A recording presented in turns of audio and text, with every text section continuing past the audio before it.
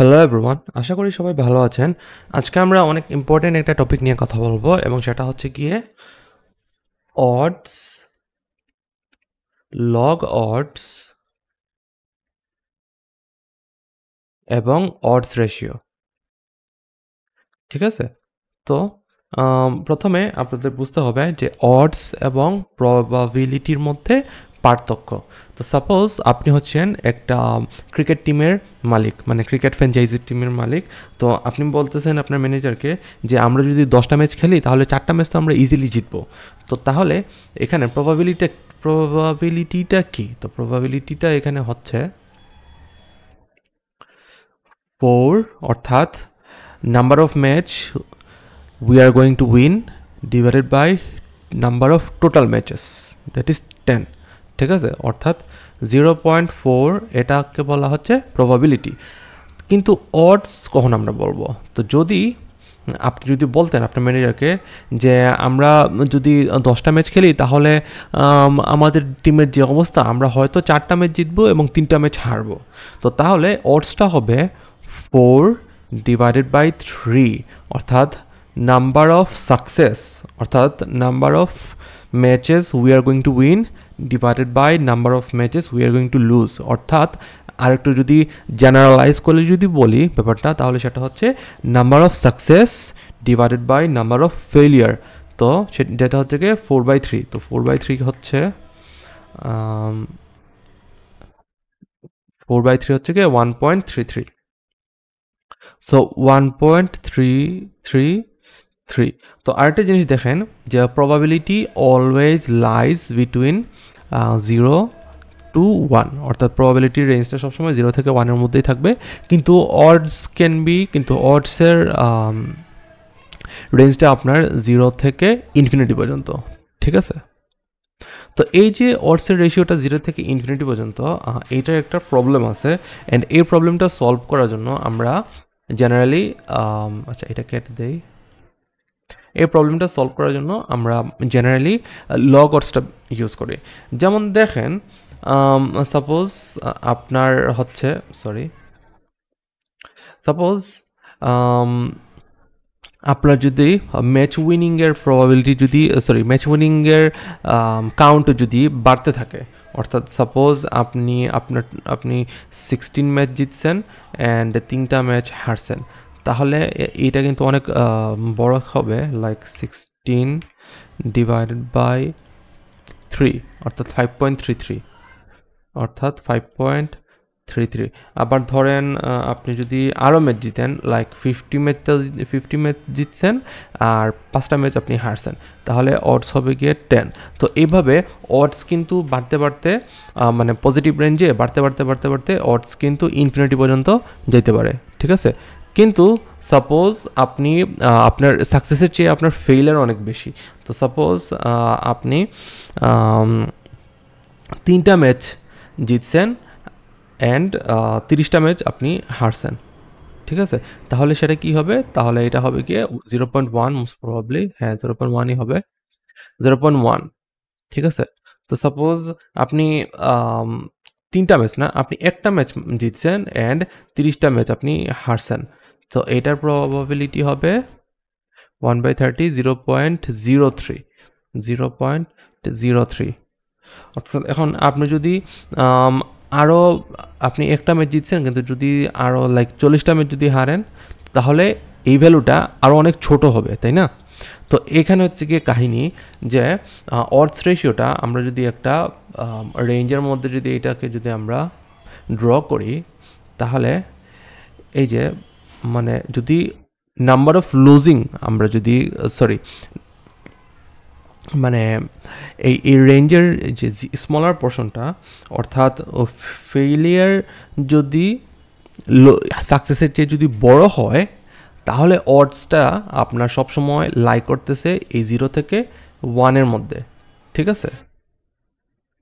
আবার বলতেছি, যদি ফেইলিয়ার অর্থাৎ ডিনোমিনেটর যদি বড় হয় সাকসেসের চেয়ে, তাহলে অডসের ভ্যালুটা লাই করতেছে 0 থেকে 1-এর মধ্যে।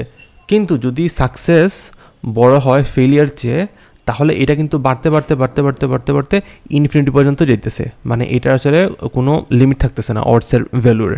তো এই সমস্যার সমাধান করার জন্য আমরা কি করি, আমরা ব্যাপারটাকে লগ লগ ট্রান্সফরমেশন করি। তো যদি আমরা লগ ট্রান্সফর্ম করি, তো ধরেন আপনি 6টা ম্যাচ খেলছেন অ্যান্ড 6টা ম্যাচের আপনি 6টা ম্যাচ জিতছেন অ্যান্ড একটা ম্যাচ হারছেন। তো এটার লগ হচ্ছে গিয়ে আপনার 6, ঠিক আছে? তাহলে লগ না, অডস হচ্ছে গিয়ে আপনার 6, তাহলে লগ অডস হচ্ছে গিয়ে লগ 6, দ্যাট ইজ হ্যাঁ লগ 6 এখান থেকে বের করতে হবে, লগ 6 হচ্ছে গিয়ে 0.778, দ্যাট ইজ 0.778। অ্যান্ড আবার ধরেন উল্টাটা, অর্থাৎ আপনি একটা ম্যাচ জিতছেন অ্যান্ড 6টা ম্যাচ হারছেন, ঠিক আছে? তো তাহলে এটা হচ্ছে গিয়ে 0.6, তো লগ 1/6, দ্যাট ইজ, সো এটা হচ্ছে, তো লগ 1/6 এটা হচ্ছে -0.778। তো যে সময় আমরা লগারিদমতে ইউজ করতেছি ওই সময় আমাদের এই যে লগ অডসের যে রেঞ্জটা ওইটা সিমেট্রিক্যাল হয়ে যাচ্ছে। অর্থাৎ এটাকে যদি আমরা এই রেঞ্জের মধ্যে যদি আমরা প্লট করি, তো মাঝখানে থাকবে 0 অ্যান্ড এদিক দিয়ে আপনার একটা লিমিটেড পর্যন্ত, ধরেন সাপোজ 3, আর এদিক দিয়ে আপনার হচ্ছে গিয়ে -3, 3 কেন হবে, ইট উইল বি 1, আর এদিক দিয়ে হবে গিয়ে -1। সো এই যে আপনি 6টা ম্যাচ জিতছেন, তো আপনার ভ্যালু আসছে, লগ অডসের ভ্যালু আসছে 0.778। সিমিলারলি আপনি 6টা ম্যাচ হারছেন অ্যান্ড একটা ম্যাচ জিতছেন অ্যান্ড আপনার এটা হয়ে গেছে 0.778। অর্থাৎ পেপারটা সিমেট্রিক্যাল হয়ে গেছে। পুরো জিনিসটা যে সময় আমরা লগ ট্রান্সফর্ম করতেছি, তো তখন ব্যাপারটা সিমেট্রিক্যাল হয়ে যাচ্ছে। অর্থাৎ তখন আসলে এই যে আমার অডসের যে ভ্যালুটা ওইটা নর্মাল ডিস্ট্রিবিউশন ফলো করতেছে। অ্যান্ড যে সময় নর্মাল ডিস্ট্রিবিউশন ফলো করবে, তো তখন আমরা এই ভ্যালুটাকে, অর্থাৎ লগ অডসের ভ্যালুটাকে, লগ অফ অডসের যে ভ্যালুটা, এটাকে আমরা অনেক ধরনের স্ট্যাটিস্টিক্যাল টেস্টে ইউজ করতে পারি অ্যান্ড অনেক ধরনের স্ট্যাটিস্টিক্যাল মেশিন লার্নিং অ্যালগোরিদমে ইউজ করতে পারি। অ্যান্ড এটার সবচেয়ে বড় উদাহরণ হচ্ছে গিয়ে লজিস্টিক রিগ্রেশন। তো লজিস্টিক রিগ্রেশনে আমরা সবসময় এই যে log ods and ods ratio নিয়েই আমরা কাজ করি, ঠিক আছে? তো এটা হচ্ছে গিয়ে লগ অডসের মানে ফায়দা, বা লগ অডস আমরা কেন করি অডসের তুলনায়। তো আই হোপ যে অডস এবং লগ অডসের মধ্যে ব্যাপারটা আপনাদের ক্লিয়ার হয়ে গেছে। এখন অডস রেশিওটা কি? অডস কিন্তু নিজেই একটা রেশিও। অডস হচ্ছে গিয়ে ratio of success by failure, এটা হচ্ছে কি আপনার অডস। তাহলে অডস রেশিওটা কি, ঠিক আছে? Then what is odds ratio? What is odds ratio? তো সাপোজ হ্যাঁ আপনি হচ্ছে গিয়ে ফ্র্যাঞ্চাইজি টিমের মালিক, ঠিক আছে? এখন আপনার ফ্র্যাঞ্চাইজি টিম 2টা আছে, একটা হচ্ছে গিয়ে মেল টিম আর আরেকটা হচ্ছে গিয়ে ফিমেল টিম, ঠিক আছে? আর আপনার ডিপেন্ডেন্ট ভেরিয়েবল, অর্থাৎ সেটা হচ্ছে গিয়ে match winning or match losing. তো আপনার মেল টিম 12টা ম্যাচ জিততেছে অ্যান্ড 3টা ম্যাচ হারতেছে, আর আপনার ফিমেল টিম 5টা ম্যাচ জিততেছে আর 10টা ম্যাচ হারতেছে, ঠিক আছে? তো তাহলে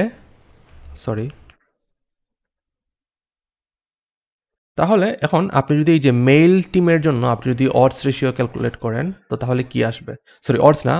অডস রেশিও না, অডস যদি ক্যালকুলেট করেন তাহলে কি আসবে? তো আমি এখানে লিখি OM, তো সেটা হবে গিয়ে 12/3, ঠিক আছে? অ্যান্ড আপনি যদি এই ফিমেল টিমের জন্য যদি অডস ক্যালকুলেট করেন তাহলে কি আসবে? OF, that is 5/10, that is 5/10 এখন এই যে OM তাহলে odds রেশিওটা হবে গিয়ে then what will be the odds ratio তাহলে odds রেশিওটা হবে গিয়ে এই যে OM divided by OF এখন শুধু odds ratio আসলে বলা যায় না আপনি যদি জানতে চান যে what is the odds ratio of my male team versus my female team তো তখন আপনি এই যে উপরের নিউমারেটরের মধ্যে মানে মেলের অডসটা ইউজ করবেন আর ডিনোমিনেটরের মধ্যে ফিমেলের অডসটা ইউজ করবেন কিন্তু আপনি যদি জানতে চান যে what is the odds ratio of my female team versus my male team তাহলে উপরে হবে গিয়ে odds ratio odds of females আর নিচে হবে গিয়ে অডস অফ মেল তো তাহলে এখন যদি আমরা হিসাব করি তাহলে হিসাব করলে কি আসতেছে 12/3 divided by 5/10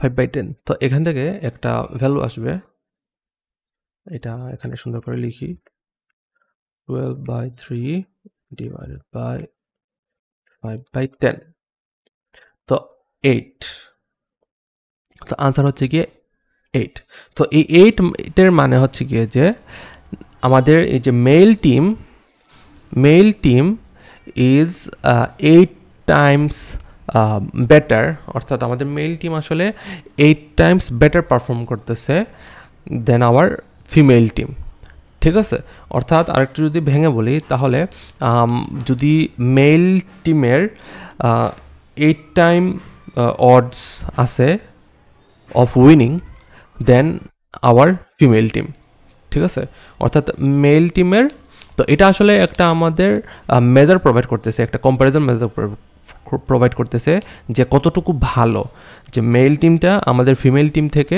কতটুকু ভালো ওইটার একটা মেজার প্রোভাইড করতেছে ঠিক আছে যে 8 টাইমস ভালো যে দেখেন দুইটা টিমই কিন্তু 15টা ম্যাচ খেলছে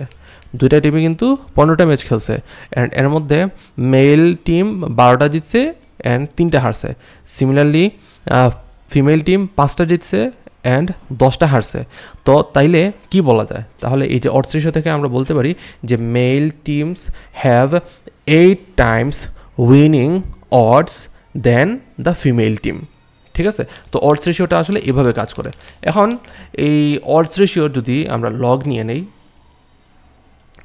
log of odds ratio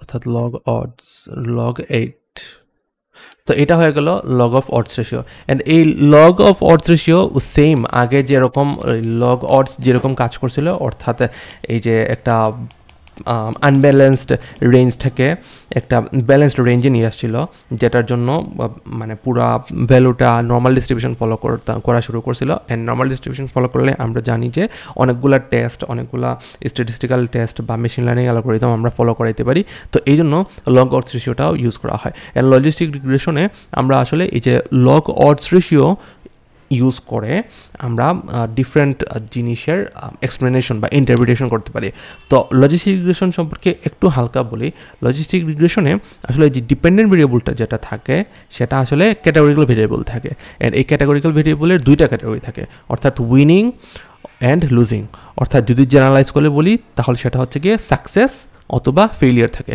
and আমরা ওই ক্যাটাগরিক্যাল ভেরিয়েবলকে ডিফারেন্ট ইন্ডিপেন্ডেন্ট অর্থাৎ আদার ভেরিয়েবল দিয়ে এর ওই আদার ভেরিয়েবল আপনার কন্টিনিউয়াসও হইতে পারে ক্যাটাগরিক্যাল ভেরিয়েবলও হইতে পারে তো ওই আদার দুই বা অনেক বেশি ভেরিয়েবল দিয়ে আমরা ওই ডিপেন্ডেন্ট ভেরিয়েবলকে আসলে প্রেডিক্ট করতে চাই তো এইটা হচ্ছে কি লজিস্টিক রিগ্রেশনের পাওয়ার আর কি তো লজিস্টিক রিগ্রেশন আসলে এক ধরনের classification machine learning algorithm and আমরা মেশিন লার্নিংয়ের ব্যাপারে সামনে অনেক সুন্দর করে আর কি আলোচনা করব অ্যান্ড যে সময় আমি লজিস্টিক রিগ্রেশন মানে পড়ানো শুরু করবো আপনাদের তো তখন আপনাদের এই যে লগ অডস অ্যান্ড অডস রেশিওর এই যে কনসেপ্টগুলো আসলে অনেক হেল্প দেবে তো অ্যান্ড শুধু তাই না এই লগ অডস এবং অডস রেশিওর কনসেপ্ট থেকে ইন্টারভিউতেও আপনাদেরকে অনেক ধরনের প্রশ্ন করা হতে পারে অনেক ট্রিকি কোয়েশ্চেন করা হতে পারে তো আপনাদের জাস্ট মাথা ঠান্ডা রেখে ব্যাপারগুলোকে আসলে ফেস করতে হবে তাহলেই সবগুলো প্রশ্নের উত্তর আনসার করতে পারবেন থ্যাংক ইউ ভেরি মাচ আমার সাথে থাকার জন্য